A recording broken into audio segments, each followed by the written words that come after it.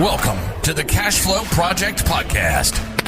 Are you looking to better your financial situation by increasing your cash flow? Too busy to hunt for real estate deals or don't know where to start? Then you're in the right spot. Join us as we dive in and talk about investing for cash flow using multifamily real estate. Welcome to the Cash Flow Project. I'm your host, Duke Ong with Tri-City Equity Group. Today we have Pili Yarusi on the show. With me is my co-host, Steve Fierros. Aloha, everyone. Man, that was an awesome episode with Pili. We get to come on and she shared a little bit of Aloha spirit with us. Obviously being from Hawaii, definitely shared some great gems with, caring for, residents, with tenants for the different projects that they have going on. She shares a little bit about communication, how it is to work with a spouse. So she's got definitely some awesome gems there, but have practical application in personal life and professional. So make sure you tune in and listen. Pili is an active real estate syndicator with Yarusi Holdings, a multifamily investment firm with over 800 units under management, 250 of which are under direct asset management. She runs investor and client relations for Yarusi Holdings and Multifamily Foundation, an education platform for building a strong foundation for buying larger multifamily. She hosts the Jason and Pili Project, a YouTube channel and podcast that sets the foundation for building mental fortitude, growing wealth, and improving health. She and Jason are passionate about fitness and have 3 children. Pili, welcome to the show. So honored to be here. Aloha and mahalo. So for those who aren't familiar, tell us a little bit more about what you do and what you're working on now. So I am a multifamily syndicator, like you said. I currently live in New Jersey. I'm originally from Hawaii. And right now, especially, we're in the time period of COVID. So we didn't really have to pivot anything, but we really honed down on what is really important to us right now in our business. And we really had to delineate like what our jobs were, especially between me and my husband, Jason. I know he was on your podcast previously, because we definitely work as a cohesive unit. But once all this happened, we definitely had to separate things for a time. I went totally family. He went totally business. I'm slowly trying to get back, or coming back, not even trying. I'm coming back into the business full force as summertime starts and as we start getting out of this time period that we're in. Currently, we have a couple of projects that we're working on. Unfortunately, I can't delve too deeply into those projects because of SEC regulations, of course. But we are actively looking at projects, and I'm so in this time period with so much negativity out there. I'm actually looking towards the future, so positive and filled with so much just kind of love and light and aloha. And we can't wait to see what the future holds for our company. Awesome. So what is your why for building passive cash flow? My why, definitely my family, my children, my husband.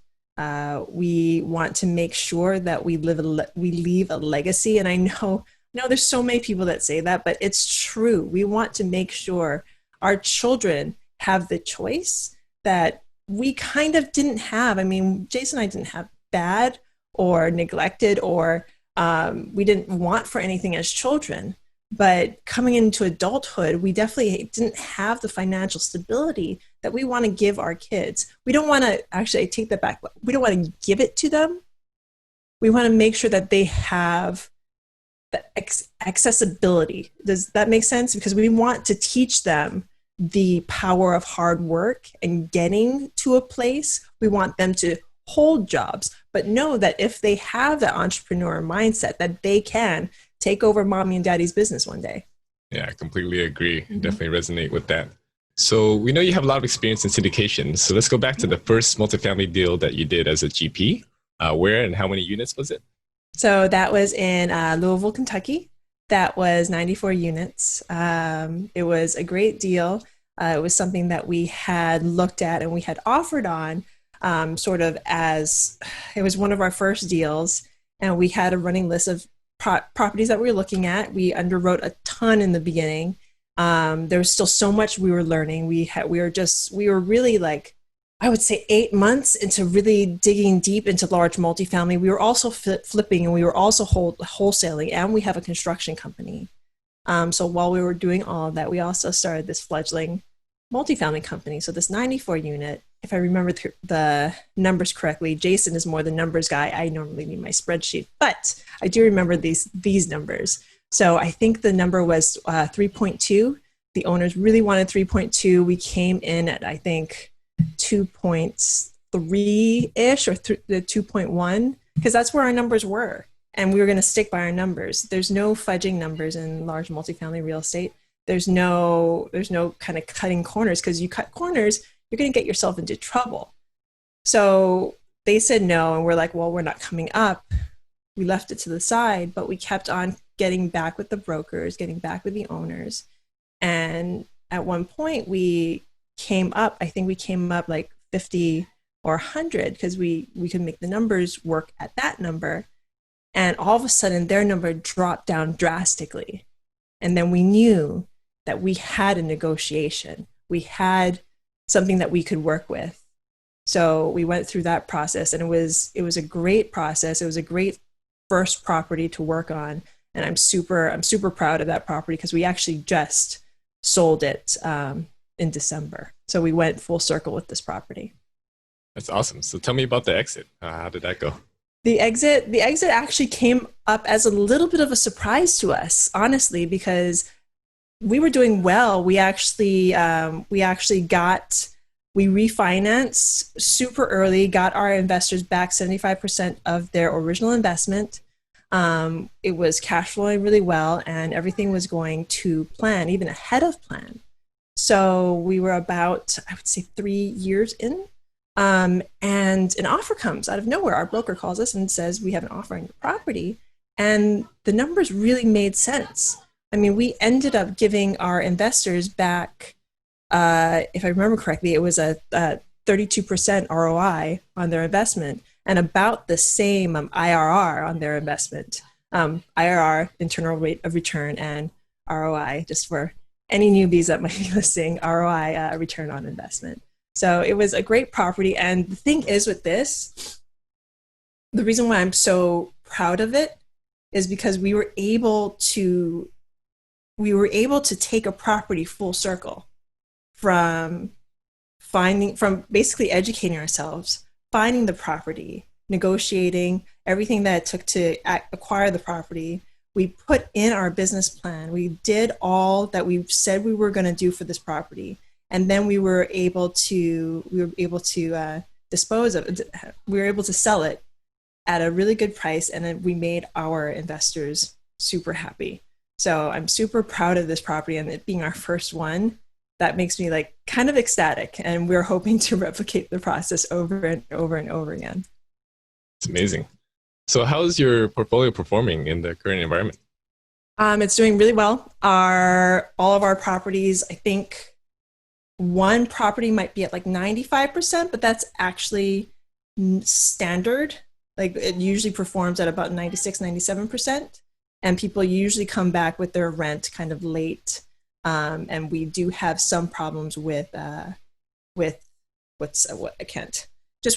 tenant base in this property, because it's one of our newer properties. But all of our other properties are like 99%, 100% rent coming back to us. So we're actually it's performing really well. And all of these properties are in the Kentucky market. That's the 250 properties that we currently asset manage. And when it comes to the ones that we are part of the general partnership on, I haven't heard anything bad about any of them. So no bad news is good news, right? Yep.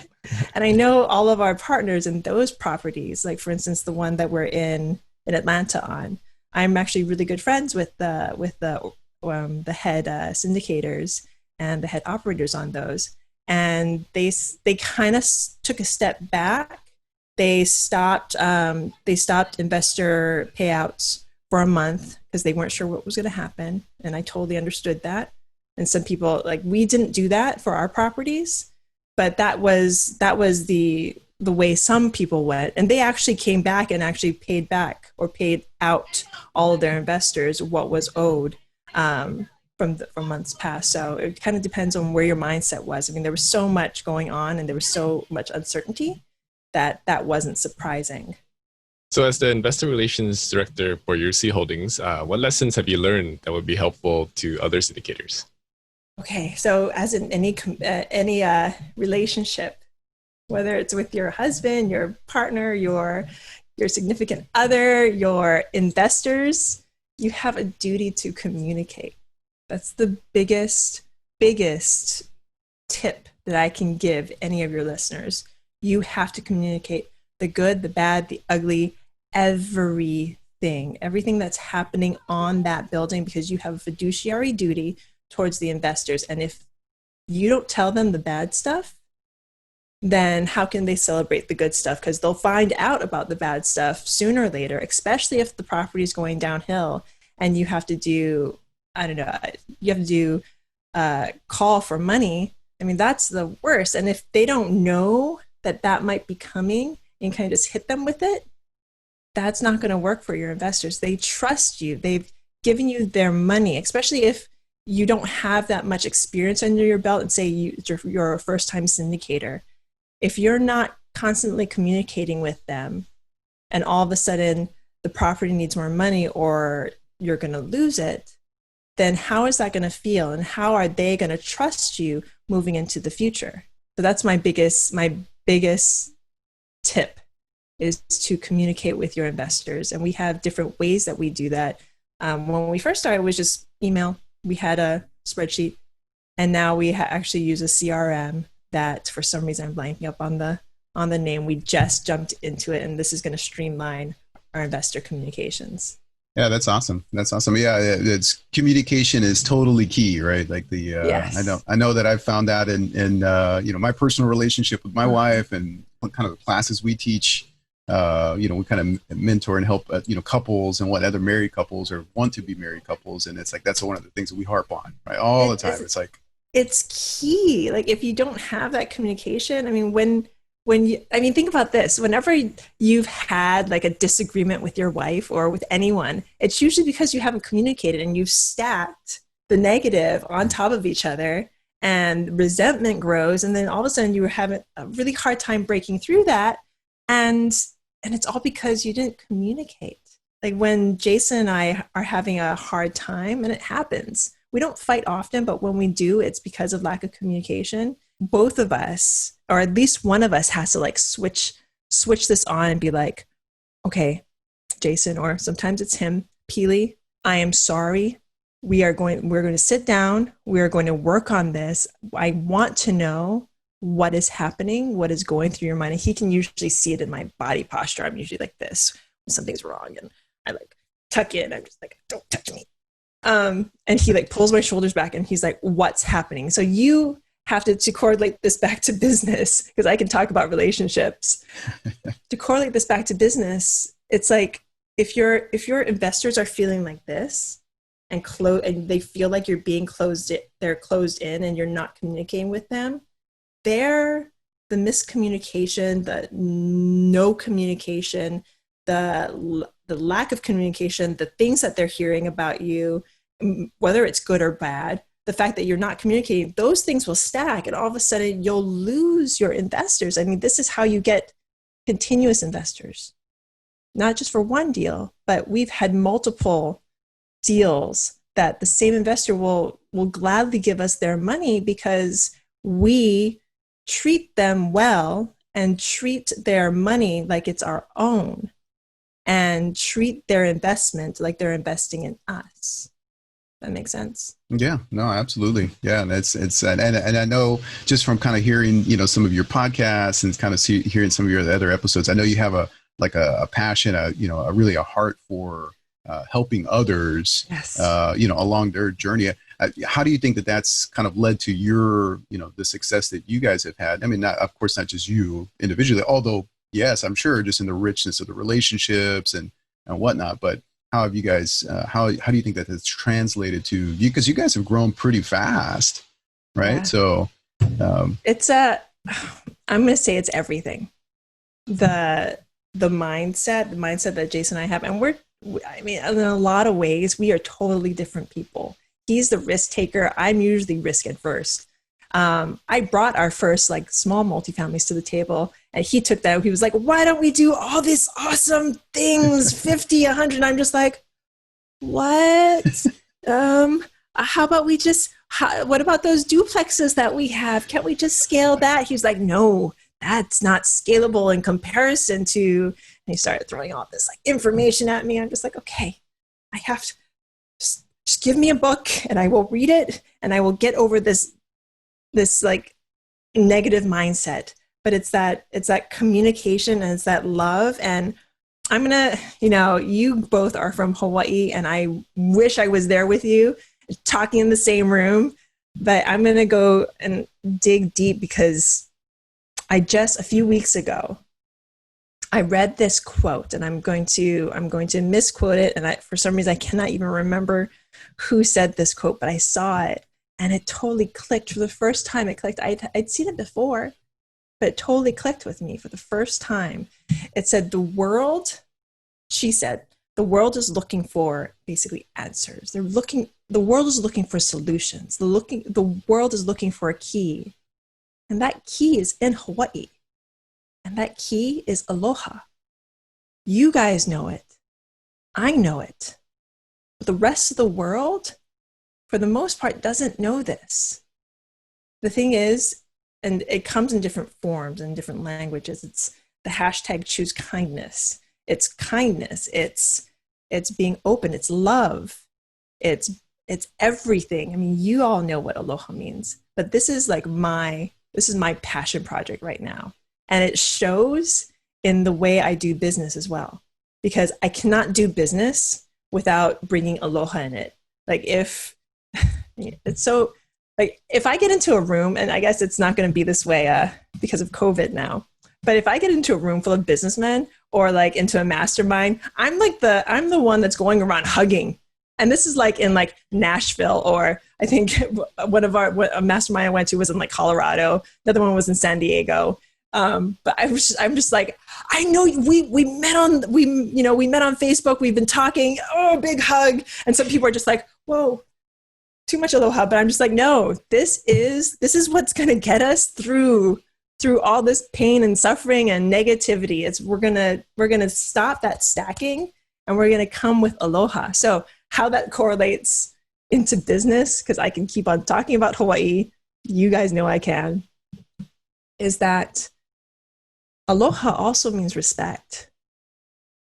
I mean, there's another word for respect in Hawaiian, but it embodies that, because you can't have love. You can't have real, true love without having the respect. So if you don't aloha your investors and your tenants, especially your tenants, because you've taken up the duty of making their lives better, making this building better. If you don't show them aloha, or whatever that means to you, to any of your listeners, then I don't know. I can't act like that.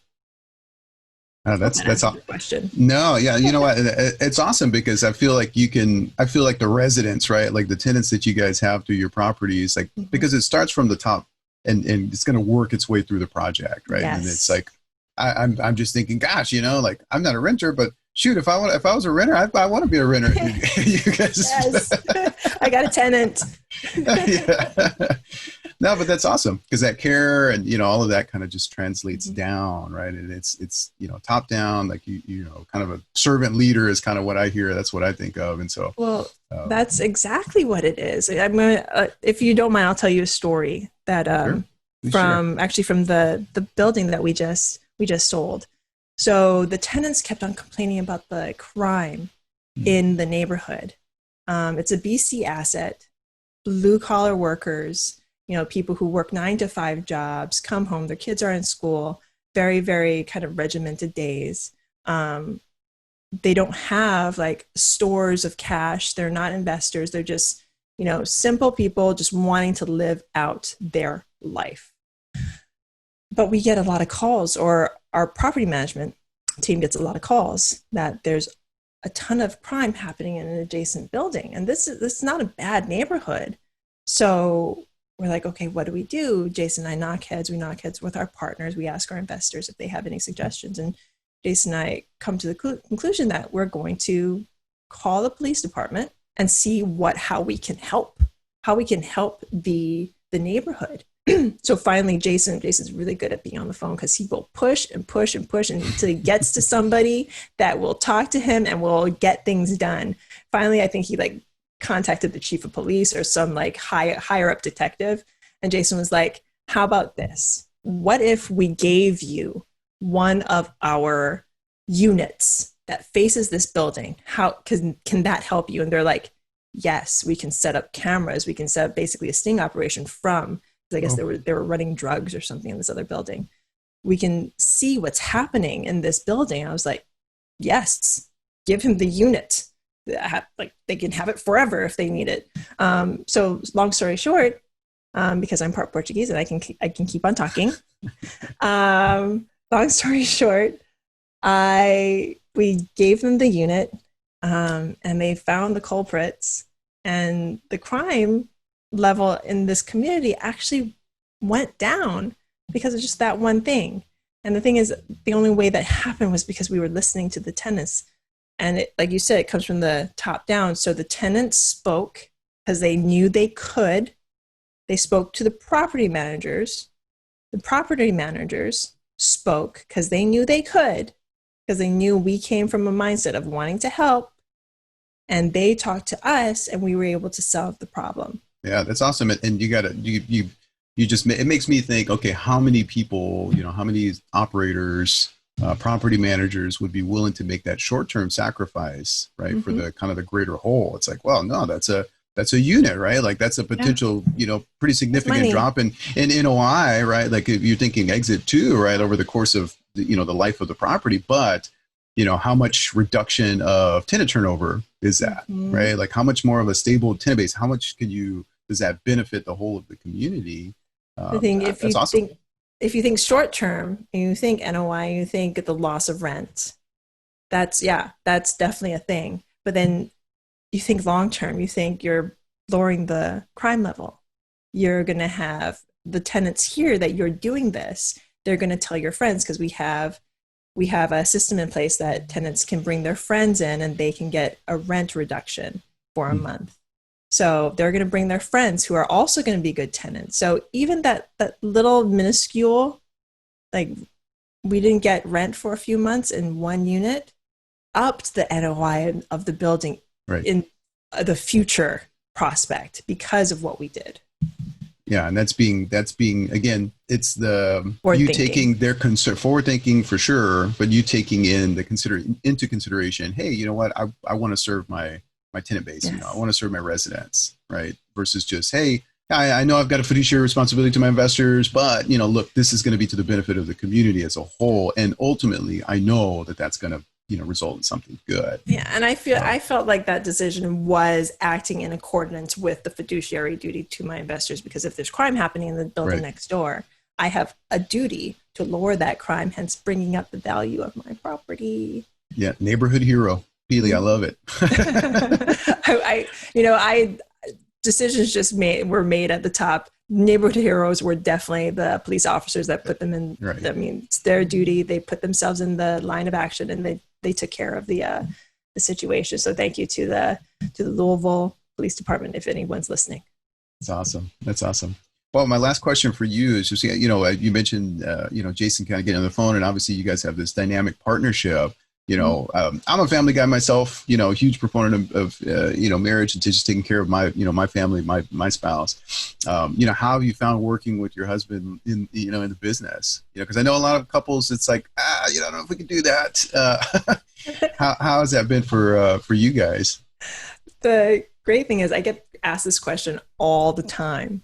And the thing is, Jason and I don't know how not to work together.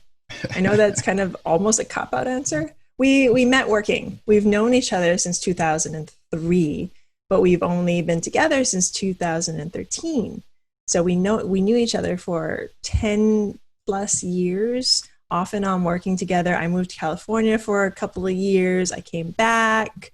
We were in separate relationships, and one day we both found ourselves single. And I had actually, and my dad calls Jason a very smart man for this reason. So I'd actually packed up and moved myself back to Hawaii. I was living with my parents. I was like, I'm going to find a job here. I'm going to set down roots, and and this is back on Oahu. I'm going to be back in Hawaii, and I'm going to figure this out. And this was even before I had even thought about, I thought about getting into residential real estate, but before the whole like real estate thing really took place in my life. So Jason calls and we talked back and forth for a couple of weeks.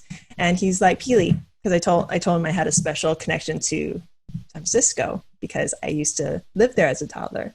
He's like, Pili, what would you say if I told you to meet me in San Francisco and let's just hang out for, I don't know, a week or a weekend? I'm like, okay, why not? And that was the beginning of our relationship. Met him in San Francisco. We've been basically inseparable since. We did like the long distance for a little bit and I moved back to New York. So that's awesome. And that's how we started. So we've always worked together, and we actually had some growing pains in the beginning. I think the reason why we worked together so well is because we had different mindsets, and our boss at the time would pit us against each other. So we've done the arguments, and we've done the miscommunication before we were actually a couple. So once we jumped into the relationship, we already know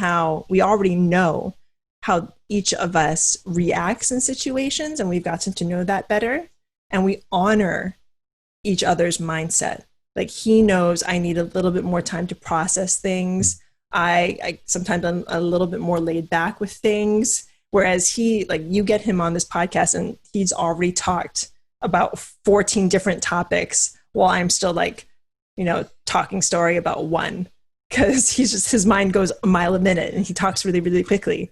Whereas I'll be like, let's really dig deep into a story. I'm going to tell you the backstory, the front story, and like a make-believe story that will set some Hawaiian music too.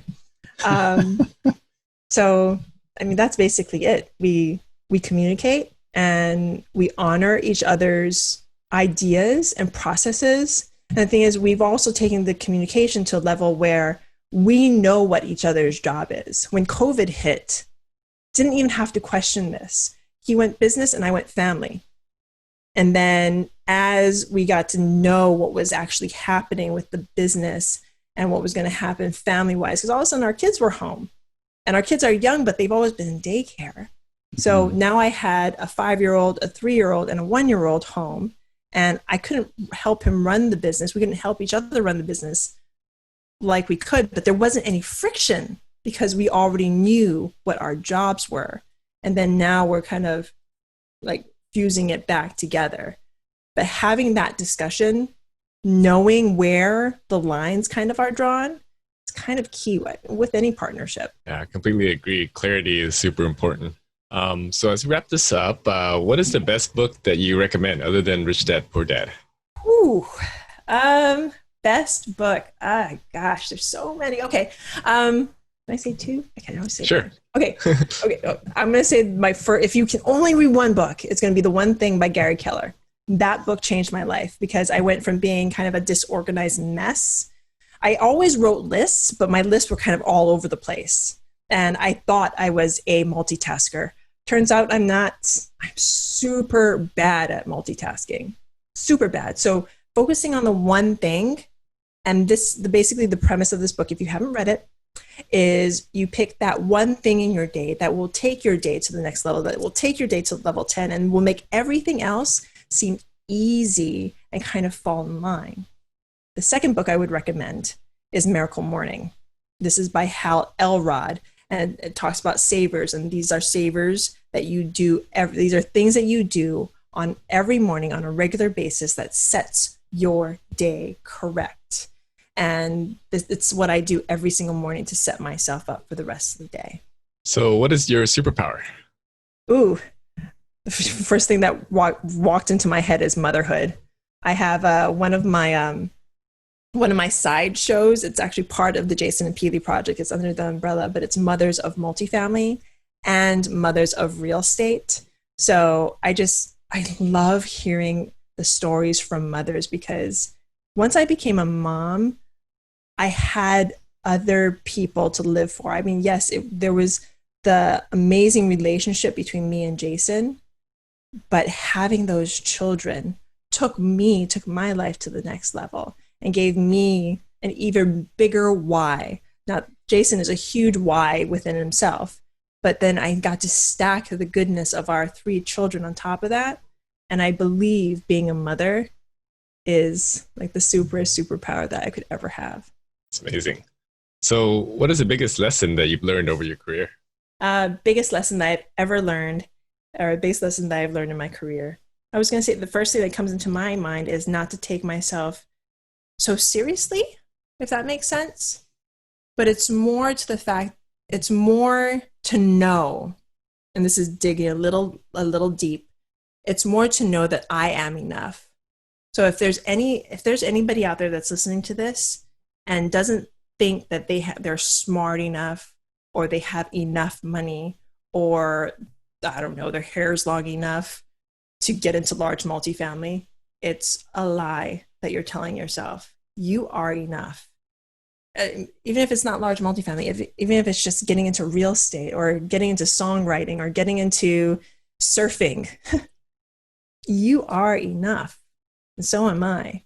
So that's probably the biggest lesson that I've learned through this journey, because we started as newbies. We started with opening those books and listening to the podcast and reading Rich Dad, Poor Dad.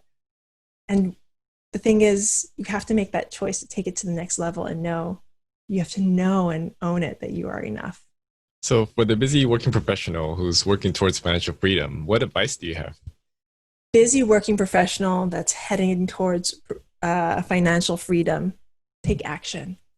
I'm going to tweak that a little bit.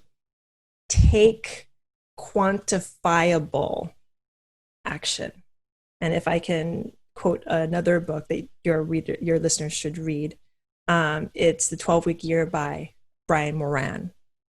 This puts your goals, you basically imagine a spreadsheet, you put your goal at the top, and under that goal you have your action steps. And these action steps need to be quantifiable, that in a 12-week year that you can mark off each day that you got those goals checked off, or not the action steps checked off. And the end of that 12-week year, you should have hit that goal. And if you didn't, you go back and you see how you quantified it.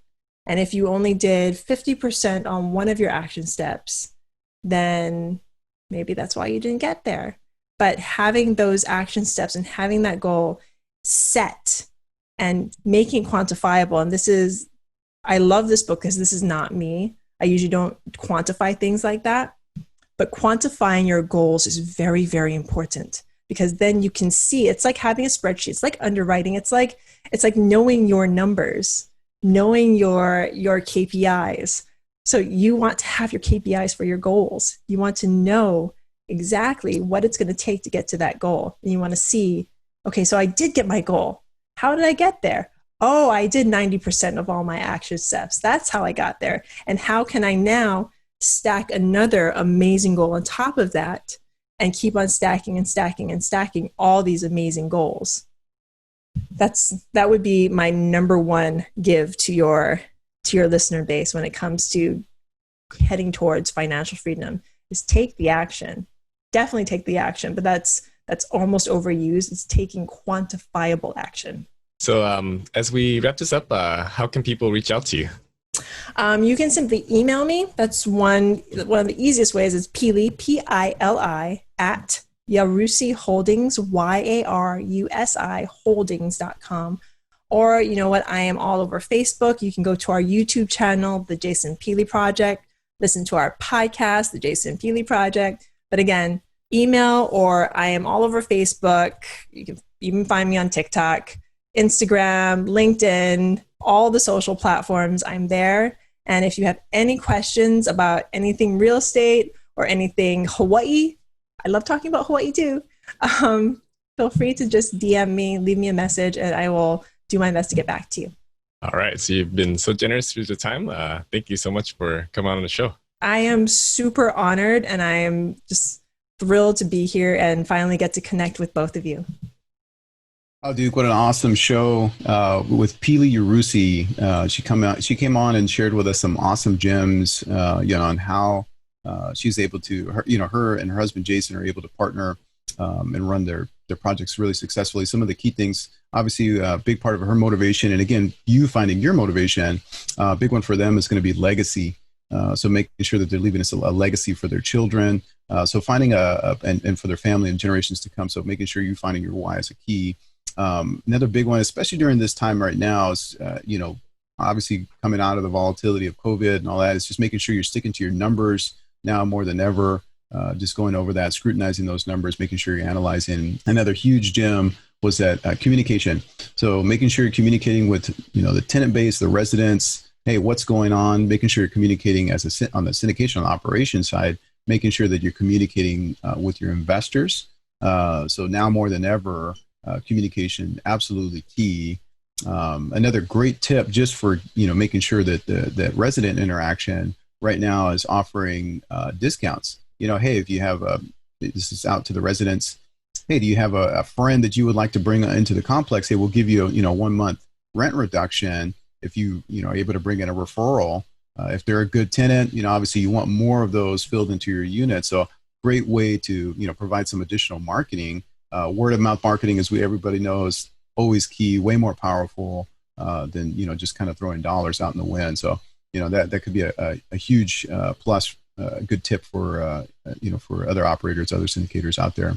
And then a couple of great books that she recommended. One, the 12-week year, and basically just taking quantifiable action, not just taking massive action, which we hear pretty common, 10x, all that kind of deal, but making sure that it's quantifiable, making sure that you can measure it so that you can actually tell, hey, is what I'm doing making an impact on my daily success? So I think that was a great book recommendation. But super excited to have Pili on the show. Go back and listen to the episode. Make sure you're taking notes and whatnot. So great episode. If you found value in this podcast, please subscribe so you can get the latest episodes. We would love it if you give us a rating and review on Apple Podcasts or Stitcher. If you know anyone who might resonate with today's podcast, please share the episode with them. To connect with like-minded investors, join our Facebook group, Honolulu Multifamily and more. If you're interested in connecting with us, go to tricityequity.com to learn more. See you next time.